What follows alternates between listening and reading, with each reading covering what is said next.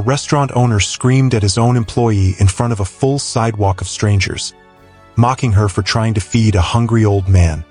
He humiliated her, called her a fool in front of customers she had served for years, and told her that kindness had no place in his business. He had no idea who that old man really was. He had no idea that in exactly 7 days, a line of luxury cars would pull up outside his own restaurant, that he would lose the biggest deal of his career in front of his own staff, and that the woman he humiliated on the sidewalk would walk away with a future he could never have given her, no matter how many years she worked for him. What happened in between is the kind of story that makes you sit back and remember why kindness is never actually free. It's just paid back on its own schedule. Welcome back to Karma Chronicles.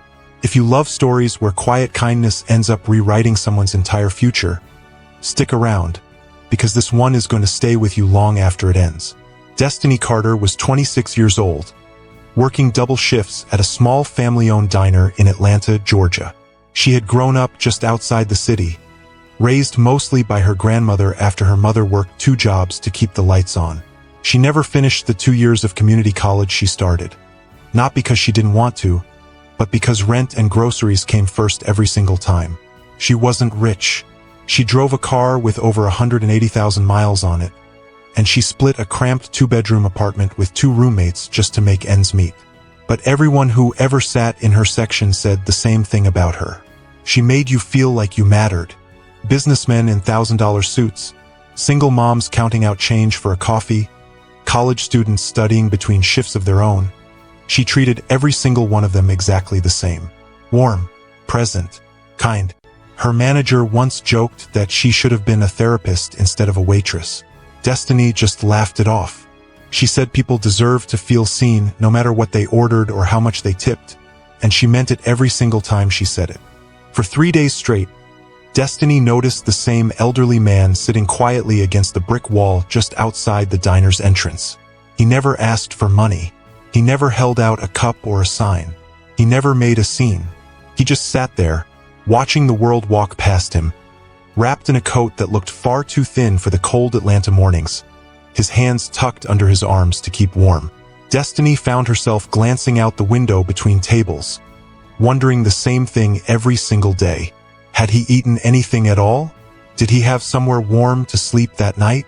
She thought about him on her drive home, and she thought about him again the next morning on her way back in. On the 4th morning, she couldn't shake the feeling anymore. Before her shift even started, she stopped by the small grocery store 2 blocks from the diner and packed a simple meal with her own money. A sandwich, a piece of fruit, and a bottle of water, nothing extravagant, just enough to make sure one more person didn't go through the day hungry. She didn't tell anyone at work. She just wanted to help quietly, the way she believed kindness was supposed to work. Just as Destiny stepped outside with the bag in her hand, the restaurant's owner, a man named Terrence Boyd, came storming through the door behind her. He had seen her through the front window packing the bag near the register, and by the time he reached the sidewalk, his face was already red with anger. He snatched the bag from her hands and demanded to know what she thought she was doing giving away food to, in his words, someone who contributes nothing to society. Customers walking by stopped to stare. A woman pushing a stroller slowed her steps. Terrence didn't lower his voice. He raised it, loud enough that people 2 storefronts down turned their heads. He told Destiny that beggars didn't deserve charity, that compassion was bad for business, and that if she wanted to be generous, she could do it on her own time, not while she was on his clock and wearing his apron. Destiny's eyes filled with tears, but she didn't argue back. She simply apologized, her voice barely above a whisper, even though every single item in that bag had already come out of her own paycheck and none of it had ever touched his register. The old man watched the entire exchange without saying a word, his expression calm even as Terrence's voice echoed off the storefronts. When Terrence finally stormed back inside, muttering under his breath and shoving the door open hard enough to rattle the bell above it, Destiny turned to the man with a shaking hand and gave him the bag anyway. She hadn't asked permission. She didn't plan to. He accepted it with a small, grateful smile, the kind that reached his eyes in a way that made Destiny forget, just for a moment, how humiliated she felt. He didn't say much, just a quiet thank you. and something steady in his gaze that Destiny couldn't quite place at the time. She went back inside, wiped her face in the small employee bathroom, fixed her apron, and finished the rest of her shift like nothing had happened, taking orders and refilling coffee with the same warmth she always did. She didn't think about the encounter again that night. She had no idea that the man she just fed had been watching far more than just her kindness that week. He had been watching every single person who walked past him. Exactly 1 week after that morning, a line of luxury cars pulled up outside the diner, one after another, filling the entire curb. Blacktown cars, a Bentley, and a sleek silver sedan that looked like it cost more than the entire restaurant building put together. Men and women in tailored business suits stepped out one by one, carrying leather folders and speaking quietly among themselves, and customers inside pressed their faces to the windows, whispering, wondering what on earth was happening outside a small family diner in the middle of Atlanta. Destiny stood behind the counter with a coffee pot in her hand, frozen mid-pour, watching the scene unfold like everyone else. Then the last car door opened, and out stepped the same elderly man from the week before, except now he wasn't wearing a thin, worn coat and a pair of scuffed shoes. He was dressed in a perfectly tailored charcoal suit, and he walked toward the diner's entrance with the calm, unhurried confidence of someone who was used to being listened to the moment he opened his mouth. The man introduced himself properly for the first time, his voice calm and even, the same steadiness Destiny remembered from the sidewalk. His name was Franklin Whitmore, a billionaire investor who had quietly spent the past several days visiting small businesses across the city, disguised as a homeless man, observing how people treated those who seemed to have nothing to offer them in return. He explained that he'd sat outside dozens of restaurants and shops that week, watching owners, employees, and customers go about their days without knowing anyone important was paying attention. He said only one person, out of everyone he'd encountered across the entire city, had ever offered him anything without expecting a single thing back. He looked directly at Destiny, who stood frozen behind the counter with the coffee pot still in her hand, and told the entire room that she was the only person who had passed a test she never even knew she was taking. Terrence Boyd's face went pale as every customer in the diner slowly turned to look at him. Franklin didn't raise his voice the way Terrence had a week earlier. He didn't need to. He calmly explained that he had been quietly considering a major partnership deal with Terrence's small restaurant chain, an investment that would have expanded it into 3 new cities across the state and brought in more revenue than Terrence had made in the last 5 years combined. That deal, he said plainly, was now off the table permanently.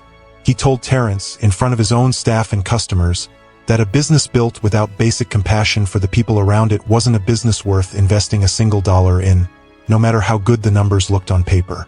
Terrence tried to stammer out an explanation, his voice suddenly much smaller than it had been on the sidewalk, but Franklin had already turned his attention back to Destiny. There was nothing left to say to a man who had mocked kindness in public and expected to be rewarded for cruelty in private. Franklin offered Destiny something she never could have imagined when she clocked in for her shift that morning.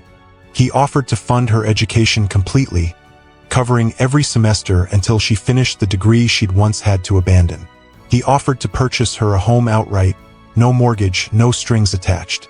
And after a period of professional training, he offered to appoint her to oversee the charitable foundation connected to one of his companies, a role that would let her spend her career doing exactly what she had already been doing for free her entire life, just on a much larger scale. Destiny stood there in stunned silence, tears running down her face for the second time in a week. But this time they weren't tears of humiliation. They were tears of disbelief. She hadn't fed that old man expecting anything in return. She hadn't even expected to keep her job after the way Terrence screamed at her in front of half the block. She had just wanted someone who looked forgotten by the rest of the world to feel human again, if only for a few minutes.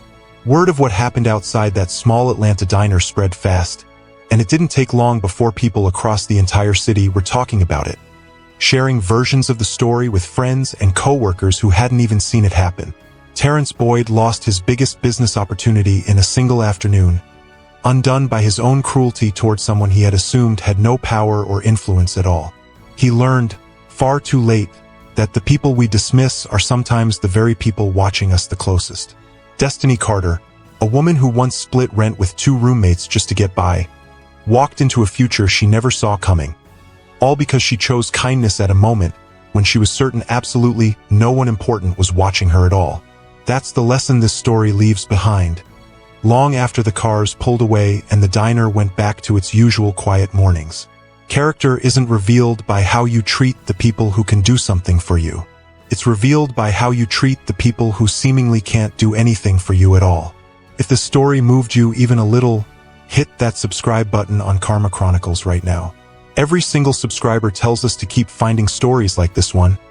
And honestly, it motivates and encourages us to work even harder to bring you the very best stories we possibly can, week after week. We'll see you in the next one.